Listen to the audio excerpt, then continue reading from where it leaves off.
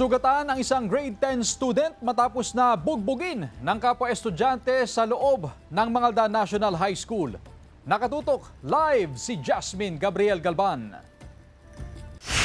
Jasmine? Chris, mas lalo pa nagigpit ng security ang pamunuan ng Mangaldan National High School matapos ang kinasangkutang insidente ng dalawang estudyante. Iniimbestigahan ng pamunuan ng Mangaldan National High School ang umano'y pambubugbog sa isang lalaking grade 10 student sa loob mismo ng eskwelahan. Ang umano'y ng bugbog, isa ring lalaking grade 10 student. Nangyaring insidente bandang alas 9 ng umaga kahapon habang nakareses ang mga estudyante. Sinugod mo ng biktima at pinagsusuntok sa iba't ibang bahagi ng katawan. Hinampas pa raw ng baseball bat ang biktima.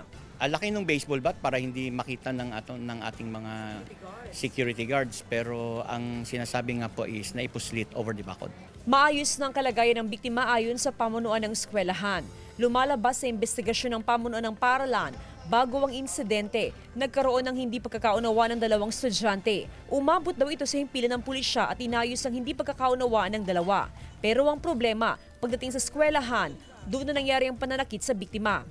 Dahil sa insidente, nagpapatupad ngayon ng maximum security sa loob ng paaralan. Kinakailangan po nating imbestigahan para sa ganun ay mapatawan po natin kung ano yung mga karampatang sanctions para sa mga bata.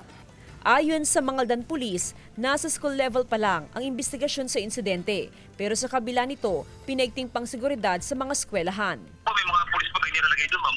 Dito po sa itong malaking school sa Mangaldan.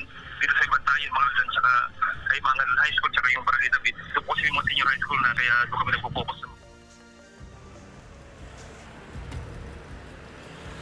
Chris, ipinatawag na ng pamunuan ng Mangaldan National High School yung dalawang estudyanteng sangkot. Ganun din yung kanilang mga magulang. At kasunod nga niyan ay ipapatawag din ng pamunuan ng Manghay ang lahat ng security guard na naka-duty kahapon para malaman kung paanong nakapasok o naipasok sa loob ng eskwelahan ng baseball bat na ginamit sa insidente.